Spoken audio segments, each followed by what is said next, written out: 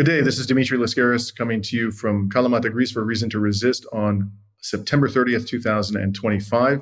Today, we are very pleased to be joined again by Marwa Osman. Marwa is a Lebanese journalist and a university lecturer with a PhD in media management.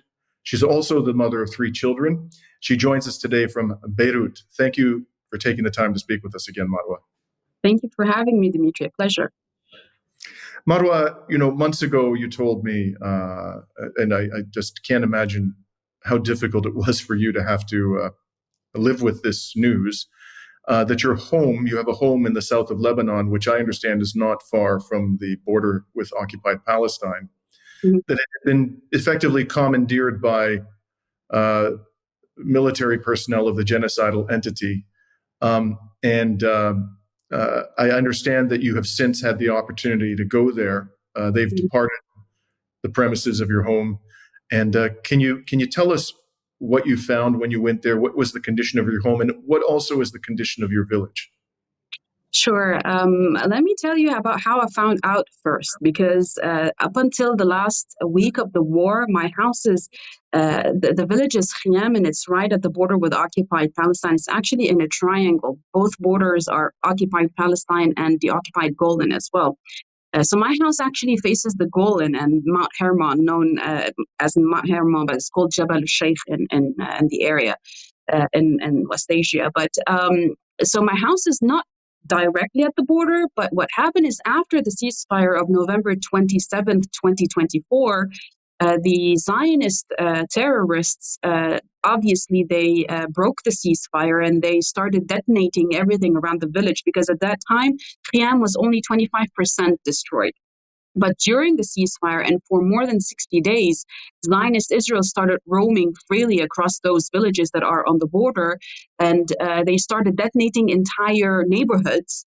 And they were able to set foot in my house it's being said it's the last 7 to 5 days of the war, of the ceasefire.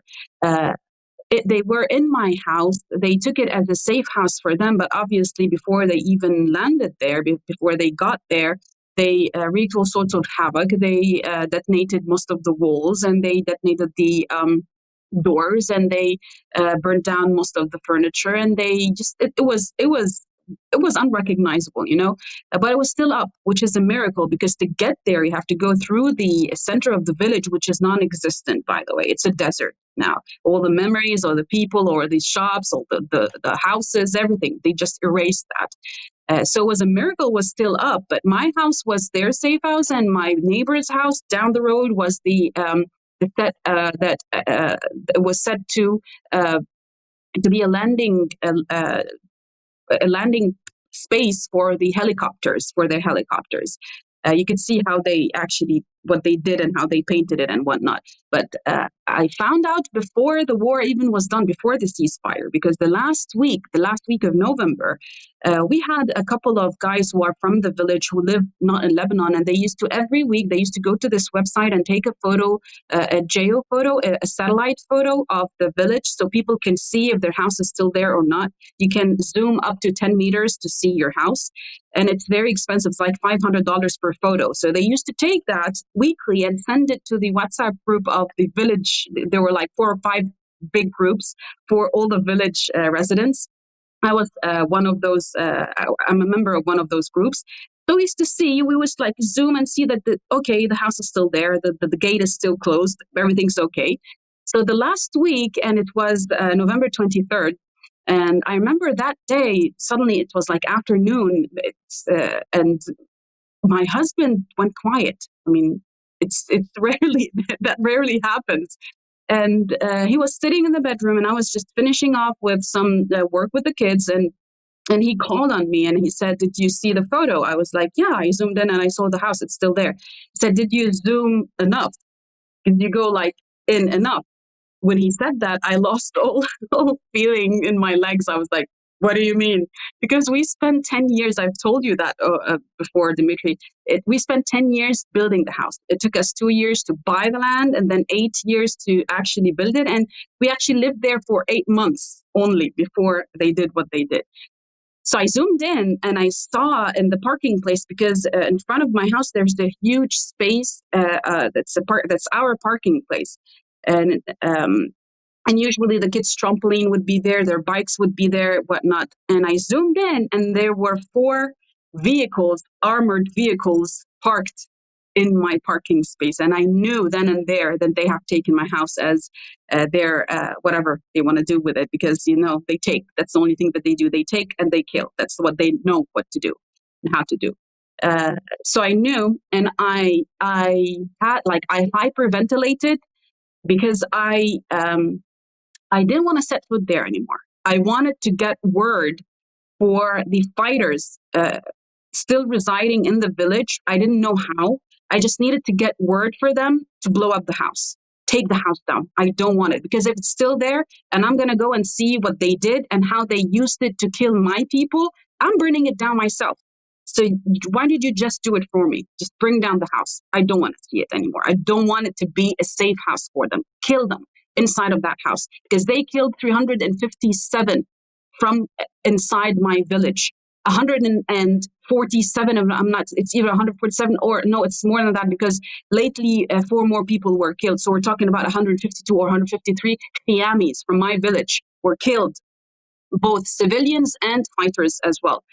And Khiam, the Battle of Khiam, was one of the most important battles in the 66-day war that happened in Lebanon. And the Israelis roamed during the ceasefire, the first 2 months of the ceasefire, because they weren't able to enter it during the war. They couldn't. They attempted 7 times and they were thwarted. The attempts were failed 7 times. So when the ceasefire happened, they just started roaming across the village, to a point that there is a big chunk of the village that was not even touched by bullets. Khiam is not small, it's big, but they didn't even dare go there, because they knew that they would be in open space and they might be targeted by the resistance. So I tried to call the resistance to tell them, to call anyone, because you can't really talk to them and there's no connection there. You can't talk to anyone. We just tried to get to anyone who's around Khiam, just to get the word in there. And they did. Actually, they did retaliate to one part of the house, which is my bedroom. But that was the only thing that they were able to do. And then the war stopped. And then it's disgusting. There's a piece written by Professor Tim Anderson that was published by El Mayadeen, where he has photos of my house and extensively writes about what he saw, because I didn't have, when I went there, I didn't have the strength to sit and start writing, because the first thing that I saw when we got there was a deserted town and a desert taken out. Then we had to park 2 kilometers away from the house. You had to walk there because it was definitely, the car couldn't get there. And then when we entered the main street towards our house, we couldn't even, it was hard to even walk, because they used their bobcats to wreck the street to make sure that no one comes there. And we were actually walking, and we didn't know if there were IEDs implanted. So we were walking in a certain straight line, and those towers where the electricity towers, they were all brought down by the Merkava tanks. The water lines were all taken out by the Bobcat, by the heavy machinery that they cut off the water, they cut off all the electricity by destroying it. And then from the horizon, when I was approaching the house, I have a video that I put on social media, but I stopped before entering my house because of certain privacy. I don't want to, and it was the first time that I enter. I don't know what I'm going to be seeing there, whether it is okay for me to show it to people or not. I needed the Lebanese army to go in there first to double check that if it's safe for me to actually go in there or not. So I opted not to show the video from inside the house. But from the horizon, I could see that the house was still up. I was very emotional, but the first thing that I saw when I entered into the parking space was my kids' bicycles, and they were wrecked. Those idiots wrecked the bicycles of a 6-year-old and a 7-year-old and a 10-year-old. They just wrecked the bicycles for some. Why would you go there? But we've seen them, what they've been doing in Gaza. They even play with the kids' toys and then hang them somewhere, the way that the butchers that they are. And then and at the photo that I saw on my phone had something vague on the side of the house that I didn't get to know what it is. I kept thinking they might have had a vehicle there or they had the furniture there, but apparently they cut all the trees around my house and they tied them on the metal. Like when you build a house, you have a balcony. You either build it with bricks or you put like iron rods. So I have on the outside, I have these iron rods they're pretty actually. I paid a lot of money to make them pretty. So they cut all the trees and they tied up the trees on those iron rods because it was an open space for them. So they used it as a cover. That was what I was seeing on the footage from above. And then I went into the house and it was a wreck. It was a wreck. And it was specifically a wreck because during the support front in November 2023, there was a 4-day ceasefire in Lebanon. It was during October, and because it was during November, because October 7 started, October 27, 2023. The support front in Lebanon started the next day, October 8. So in November, there was a 4-day ceasefire between Lebanon and the Zionist entity. So we ended up going there and it was a bit cold. So I cleaned the house and I put the carpets and I prepared it for winter. And I had like pretty expensive carpet laid because, this is my house. I like it to be good. What I found is that they had stolen the good carpets, obviously, like they stole most of the electronic appliances, and they tried to steal the big heater because I have a heater that you can link to the Wi-Fi. You can turn on before you even arrive. So it works on gasoline as well and electricity. So it was a high-tech one that I just had bought that year.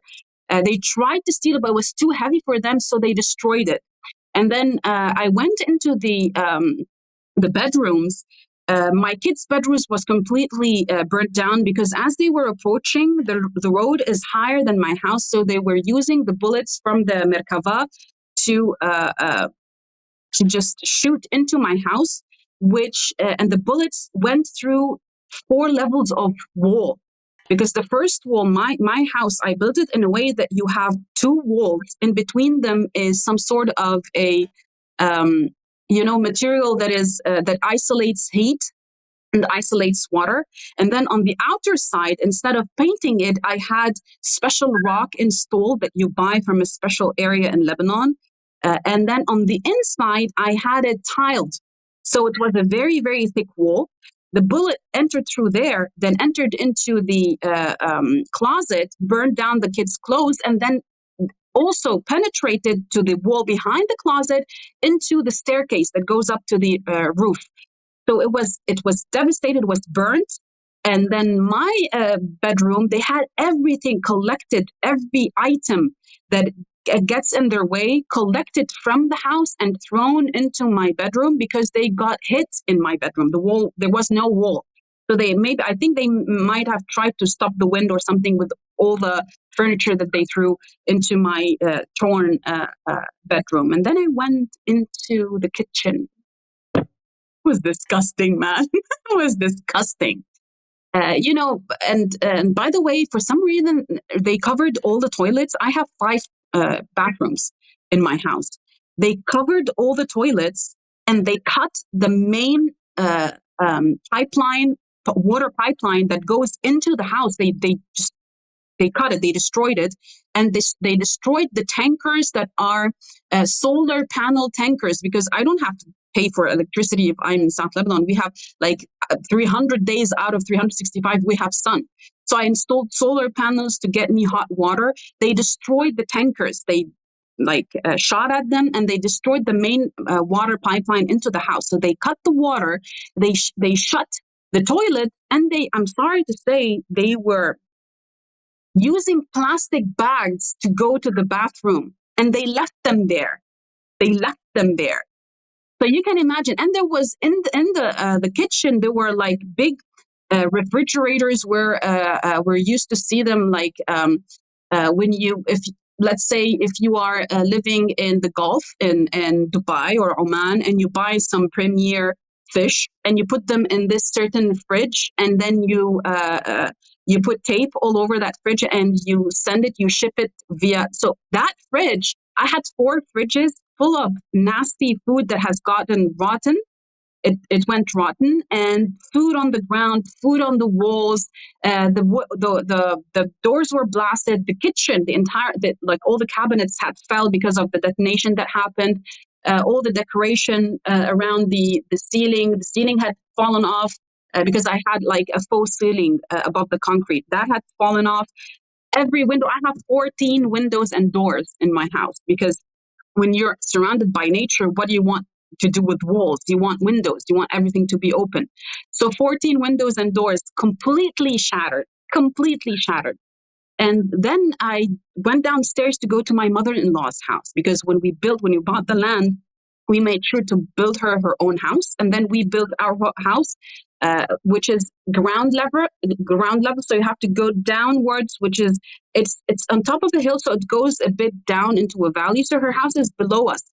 And it was unrecognizable what they had done to her house. And they shot everything, the fridge, whatever they couldn't take, they just shot at, destroyed. And they burned down most of the trees. They couldn't get down to the olive trees because it was open space. They could get shot. Thank God the olive trees are still there.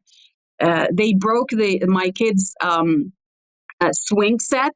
They, for some reasons, painted and wrote in Hebrew on their slide. It was a metal slide. And I had built a built-in swimming pool for my kids. It was all shot completely, and it's obvious that it's for kids. It's not for grown-ups. So they shattered all of these things, and I had a couple of books because I had a library in my house, and I had a couple of books about Palestine.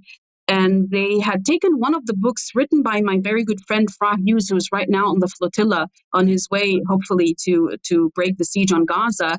That he had written like a note for me on that book, and I saw them. So he had a really nice message, and then his name, and I saw underneath it something written in Hebrew, and I had my Google Translate up on that, and it was profanity, and obviously, so. This is what they do. It's total destruction. And what I did, my friend, I did not wait, not for my government to pay for whatever happened. I didn't wait. I didn't get paid by anyone. I didn't wait. That's my house. I'm not going to leave it like that.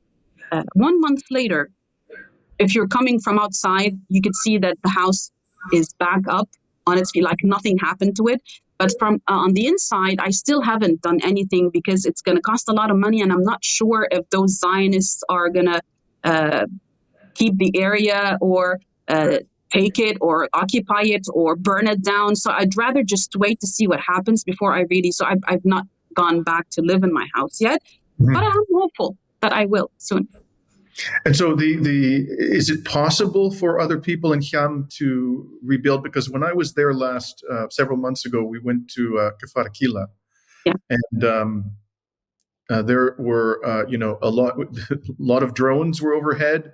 Look, in Kharkila, whenever you go, even if people go to the cemetery to visit their loved ones, they would send a quadcopter or shoot at you. And a couple of people had, those makeshift houses that they come in and you could just buy like a big storage room and you turn it into a house that's being sold right now for people to put it there and start building their houses. They have, in Kfar Kila itself, they have destroyed at least 4 that I know of. So they're not allowing people to rebuild. But in Khiam, it's a different story because Khiam is not really that close like Kfar Kila, and Khiam is really, really big.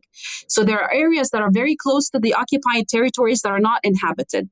Now, the area that overlooks Metula, the occupied territory in Palestine, there you can't go. They already killed 2 people there about 2 months ago. People who were trying to rebuild. They shot them and they killed them. So that area is a no-go area.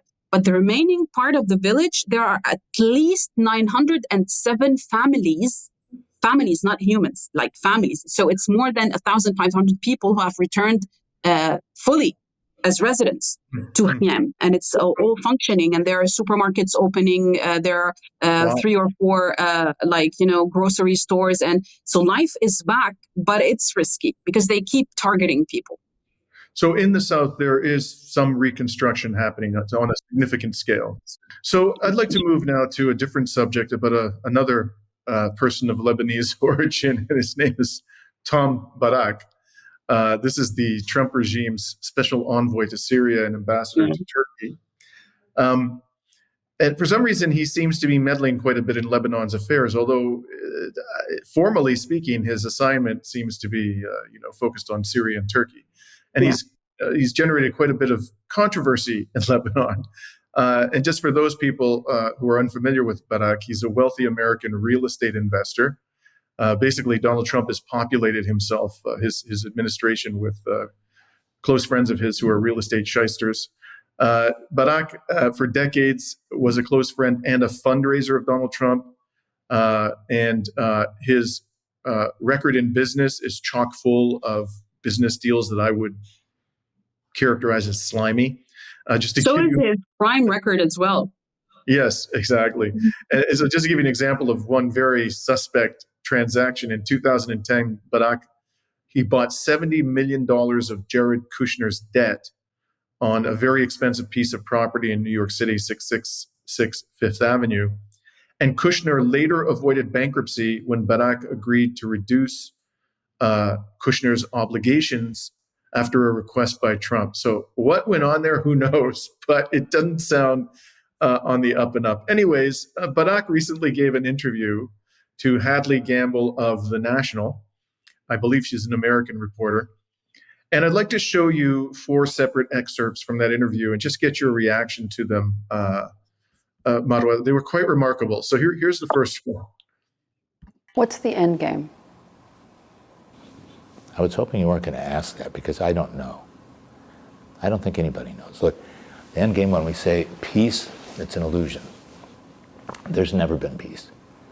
There will probably never be peace because everybody's fighting for legitimacy.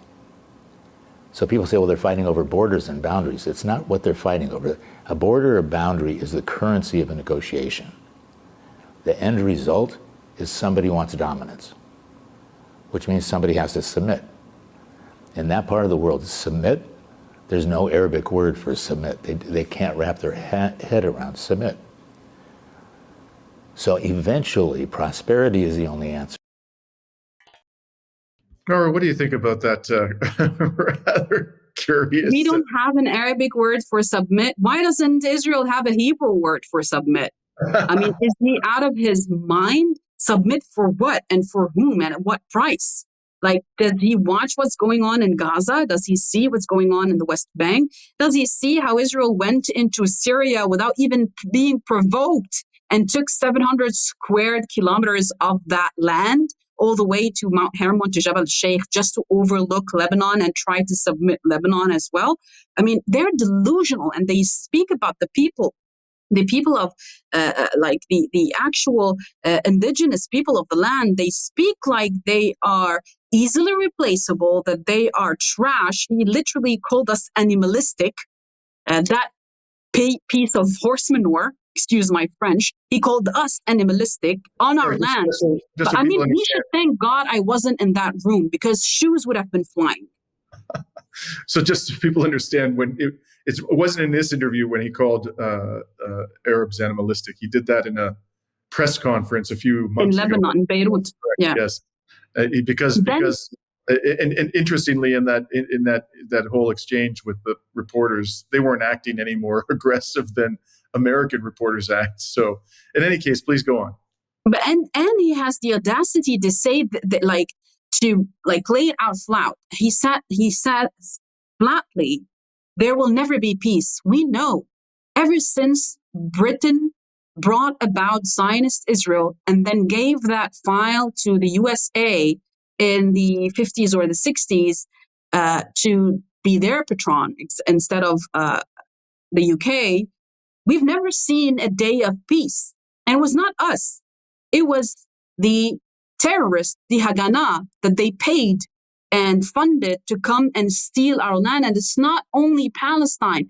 They stole parts of Egypt, parts of Jordan, parts of Syria, and parts of Lebanon while stealing parts of Palestine. They committed massacres equally in Egypt, Jordan, Syria, and Lebanon, just like they did in Palestine. But we focus always on Palestine because we think it is a priority for that cause. But for example, my hometown of Khiam, in the 50s, 60s, and 70s, they have multiple massacres where Zionist Israelis would get people out of their houses, children, women, elderly, and just shoot them, just to make them leave so they can take that land. And that's just Khiam. You can imagine how many villages there are in South Lebanon. The same thing in Syria, the Golan Heights, or the Tiberias Lake. Habaraya is Syrian. It is historically Syrian. It's not even Palestinian. It's Syrian land. And they take it and they claim it as their own. And then they say there's not going to be peace because they refuse to submit. Of course, we're going to refuse to submit. Of course, we're not going to allow you to take us. Of course, we're going to shoot back at you when you shoot at us. And look at that reporter that's doing that interview is nothing short of a Zionist mouthpiece, who doesn't even know how to ask a follow-up question to make sure that she gets all the information and to highlight the lies of the guest sitting in front of her. It's a charade, honestly. One thing before I show you the next clip, I just have to add is that I'm going to be doing a piece later today on this absurd peace deal that Donald Trump and the war criminal Netanyahu have put forward. And I'll be showing clips from their press conference. And in the press conference, Donald Trump says, we have just brought eternal peace to the region. And here you have Tom Barrack just a few weeks beforehand saying there'll never be peace. There'll never be peace. And then you have after that conference, after that meeting that happened between Trump and Netanyahu, you have Netanyahu issuing a message from the White House, a message in Hebrew telling his people, I didn't sign for a Palestinian land or a peace deal, or don't worry about it. He's literally negating everything that was said during that meeting. My God. Absolutely. Okay, let's look at another excerpt from this farce of an interview. So Israel taking that action without asking permission. They didn't ask permission of the United States. Was that an overstep? Not within my job description to give that point of view, but I'll give you my personal point of view. And I know because I deal with them every day. And I don't agree with a lot of things that they do, but I respect them meaning the Israelis, because they tell you exactly what's going to happen. But they didn't tell us. In general, after October 7th, everything has changed in the Middle East, everything. And Bibi Netanyahu will tell you he's not concerned about borders. He's not concerned about the red line, the blue line, the green line. If he feels that his borders or his people are being threatened, he will go anywhere and do anything. Full stop. So everybody's on notice. Now, I should just make clear what he's talking about there is the attempt by Israel to murder the negotiating team of Hamas in Qatar. Okay. Yeah. So with that as background, what is your reaction to this, Marwa? Why shouldn't he say that when it was under the Trump administration that the Americans did the exact same thing by assassinating Haj Qasem Soleimani on Iraqi sovereign soil? And they also don't recognize borders and lines and international anything, international law, international human rights violations. They don't recognize all of that, and they don't even recognize it within their own borders. Look at what ICE is doing to people who have sought refuge in the U.S. who are actually legal people in the U.S. Even if you're legal, they don't recognize your rights. So they can always do whatever they want, but what they cannot control is how people will reciprocate, how people will react to that. And the charade of Netanyahu yesterday apologizing, a public apology to the Emir of Qatar, it's just, we believe that Qatar had no idea that Israel was going to do that. We believe that Qatar didn't actually give the green light. What kind of a charade is that? And we really believe the outrage coming from the Arab League when they convened 5 days after the incident to say we don't accept and we will not be in the future signing any agreements. It's a charade. It's a mockery. It's a very dark joke, my friend. Yeah. So him saying that, it's actually something that he believes. He's not speaking about something that, yeah, it's not a lie. What he's saying is the truth. Netanyahu saw that no one was able to stop him, especially from the West. They didn't even threaten him to stop sending weapons if he doesn't abide by international law. No, they kept shipping those weapons so he can take more land and kill more people. And the man is very honest. He went 3 years prior to October 7 and showed the map of Greater Israel at the UNGA. He doesn't care. He told the world, look, this is what we are going to be doing. There's no power on this planet, Dimitri, that could convince me that Netanyahu had no part in October 7, that he did not know that October 7 was happening. Really? And he left Hamas for 7 hours to get into occupied Palestinian territories without doing anything, and then demanding and ordering the Hannibal directive, killing his own people, because the number of people that were killed at that time by Hamas was just 200 or close to 300. There was not enough people killed. So he killed 1,700 of his own people on his own with the Hannibal directive. Really? Really? Zionist Israel is capable to find people on motorcycles and kill them. And we're supposed to accept that they had no idea what was going on. Look, before October 7, for 54 weeks, there were daily protests inside of Zionist Israel against the government of Netanyahu and against the judicial reform that was supposed to be happening inside of Zionist Israel. Why is no one talking about that anymore? Civil war was this close to happen inside of Israel. And then October 7 happened. We're supposed to believe that Zionist Israel had no hand in that. They were preparing for this, and he made sure to talk about this. You can find speeches for Netanyahu before October 7 that, people here 4 months prior to October 7 were saying there might be a big thing happening in October. We in Lebanon knew something was brewing in October, and the Zionists did not know. Oh, please. They knew it was supposed to be a fast operation to detain Israeli military personnel and swap them with the 11,000 Palestinian detainees in Zionist enemy prisons. And then Netanyahu found it to be the perfect timing and the perfect event so he could do what he's doing right now. He had always had his eyes on Gaza. And next, actually in play is what's going on with the West Bank and parts of Jordan, parts of Egypt. Obviously, we saw how parts of Syria were taken, and he has eyes on parts of Lebanon. He will never have that because during 66 days of war, he wasn't able to do that with forces that are close to 70,000 soldiers, and he was not able to do that because we are built differently, my man. We are built differently. That's why the Lebanese government wants us to be annihilated. They don't care if Zionist Israel keeps bombarding us because they know we will never be submissive to what they want, which is basically Trump's plan, and what Netanyahu wants, which is basically our land and our houses. So look, a person like Barak is not lying, but he's putting the truth out there, and you still have people in Lebanon and in West Asia, Arabs, who will deny this. And then they will put their fingers into your nose and tell you, you are the problem, for the love of God. Mm-hmm. Let's look at another excerpt from this fiasco, shall we? Of course. And what incentive do they have to put their weapons down? Zero. Zero. This is the problem, especially when Israel is attacking everybody. So if Israel is attacking Syria, Israel is attacking Lebanon, Israel is attacking Tunisia. As it goes on, their argument gets better and better is we're here to protect the Lebanese from Israel. Israel has 5 points and is not withdrawing, but Hezbollah is rebuilding. The government has to take the responsibility. It's not our job. What they want Dwight Eisenhower to come. They want President Trump to be Dwight Eisenhower, land these beautiful Marines, and solve it all for them. And that's not happening. It's not going to happen. It's not going to happen. It's not going to happen anywhere. That's not our job. We're not doing that. We'll usher, we'll give our advice, we'll help, but they've got to solve it. So the Lebanese government, if they want to get back on track, has to say, we're going to disarm Hezbollah. They're scared to death that causes a civil war. Well, no kidding. And we're talking about the left disarming Hezbollah. It's the only people who are there.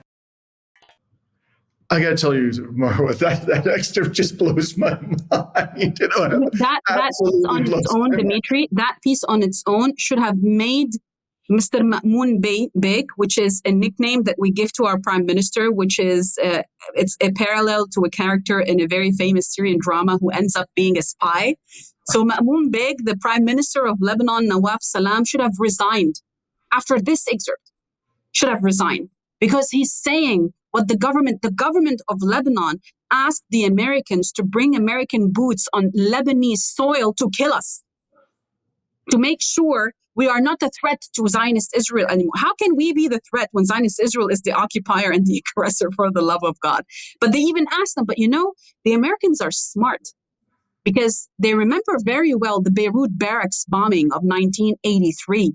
And they remember the embassy bombing of 1984. They remember it very well. We are not a very welcoming people when you are an aggressor and you are a killer on my land. So it's a good advice that Barak is telling the truth, because it's a very good advice for Americans to stay away, because they will be treated like Israelis on my homeland. I'm sorry. This is not Afghanistan. This is not Syria. We will not allow them to come and dictate what they want. And he's, again, telling the truth, because when we see Zionist Israel killing people in Doha, which is an ally for Zionist Israel, and killing people all the way in Tunisia because they are trying to break the siege of the starving people that are being starved in Gaza, very well, the resistance in Lebanon, and even if the resistance in Lebanon, God forbid, complies and gives its weapons, we will always have a new group emerging and saying, no, we will not allow this to happen. It's like, this is because the resistance in Lebanon by Hezbollah was not the first resistance movement that actually was brought up to fight Zionist Israel. We had Arab armies, we had pan-Arab armies, we had communists who were fighting Zionist Israel. We had the Amal movement before Hezbollah, but then Hezbollah was well prepared, well organized, and well funded by very good friends to stand in the face of Zionist Israel. And they call us terrorists. You are Iranians, you're not Lebanese. For the love of God, Israel is being funded and weaponized by the entire world. Even China has a hand in that with the technology that is giving to Zionist Israel.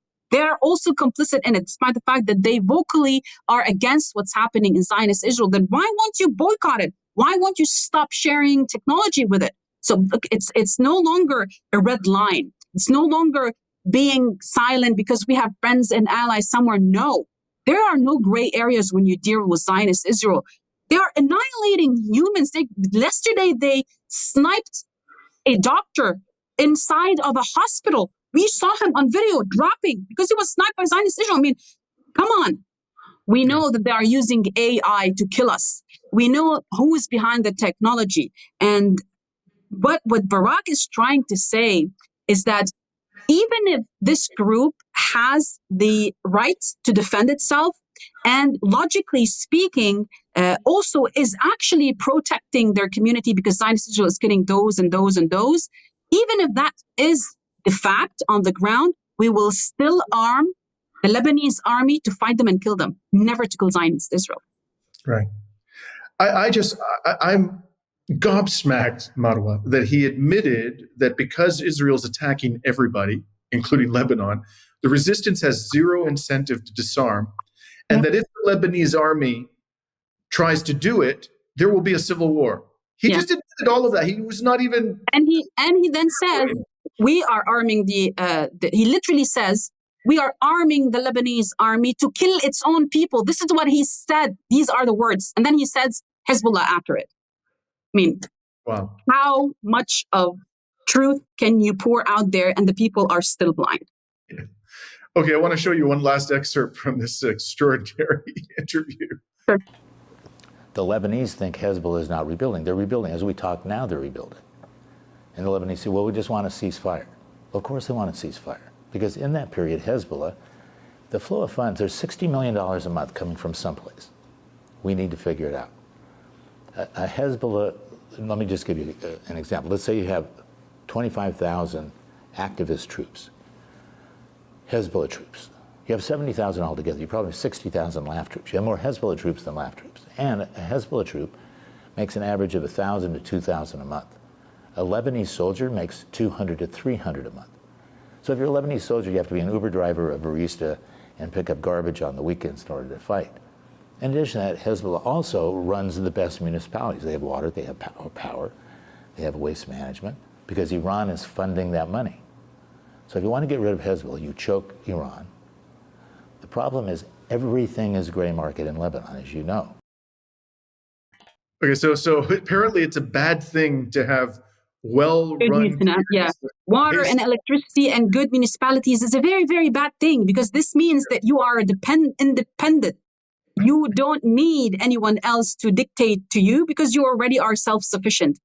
What a colonial donkey that man is. I don't want to use the other word. And he's from Lebanese. He's from Zahle in Lebanon. How can you call yourself a Lebanese when you speak the language of colonialism? That man has no shame. And basically, my friend, this is what capitalism breeds. It breeds people like Barak.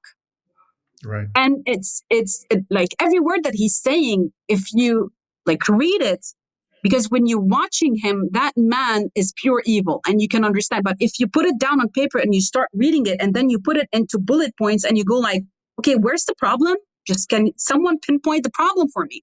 Where's the problem when the government has forgotten about you, not giving you water, not giving you sanitation, not giving you electricity, hospitals and schools, and then a community is being built. And by the way, 60 million, my friend, we are fighting against evil. What we're seeing happen in Gaza on an hourly basis now, it's no longer on a daily basis, on an hourly basis, entire neighborhoods being annihilated without us knowing about them because there's no electricity and no internet coverage for them to report about it. It's mind-blowing. And you still have people who would defend that, would say that Israel has the right to defend itself. I mean, what? Defend itself against what? Against starving babies? Defend itself against what? Against people who have lost everything? Everything? 2 million humans? Mm-hmm. So since we're on the subject, Marwa, of the ultimate evil, I want to conclude by asking you about this so-called peace deal that Trump and the monster, well, they're both monsters. I shouldn't distinguish between them. I assume you've had an opportunity to study the 20-point plan. And I'm curious in your overall assessment of this thing. Let me just break that down a little bit. Sure. First of all, do you think there's any realistic prospect that the Palestinian resistance will accept it? They didn't. They released a statement. They released it. Hamas and Islamic Jihad, they both released a statement saying that this is a mockery, that this is unacceptable, and this is basically just implementing politically what Zionist Israel was not able to complete militarily. They denounced it. When you look at an agreement, you have to look at both sides. An agreement is not agreement if you have one side. You have to have two sides to sign it, right? To abide by it. What they are trying to do is that because they tried to take over Gaza and they failed, and by the way, over the past 24 hours, more than 25 Israeli soldiers were killed, by the way, in Gaza City. So you have to understand that it's not over yet. It's never going to be over. But what Zionist Israel is trying to do, maybe take a green light from the Americans to promote a new militia inside of Gaza that would itself fight Hamas the same way that the Americans are trying to promote that the Lebanese army is supposed to fight the resistance. They want to try and do that, but in all honesty, I think that the people are wide awake in Gaza and they see who the aggressor is, and they see that this new militia that is being formed that is actually stealing their aid and then selling it to the people in hundreds of shekels, which is the Hebrew currency, to the people. Like you could buy one apple for like 20 or 30 shekels, which is crazy. You could buy like a box of bread for like 100 shekels. It's beyond crazy. And they want that this group of militias to govern Gaza. That's not going to work. I mean, missiles are still being fired against Zionist Israel from within Gaza. They couldn't stop it. They still have no idea where those captives are. By the way, Zionist Israel must probably have killed most of them by its bombardment campaign. And you're trying to make a deal like them when Netanyahu stood at the UNJ and said, we are ready for a peace deal with Lebanon. You don't say. Peace deal with whom? With this government? We don't recognize the government. Who are you going to sign that peace deal with? I mean, They're delusional. The Gaza so-called peace agreement is not going to work because there's no elements for it to work. There's a complete annihilation, complete cities destroyed. Where do you expect people to go if they want to live? How do you expect them to be governed by Zionist Israel? And how do you expect the Israeli entity society itself to accept reoccupation of Gaza, which means killing of their own sons and daughters again because of Netanyahu's megalomaniac thoughts that he is the new king of Israel?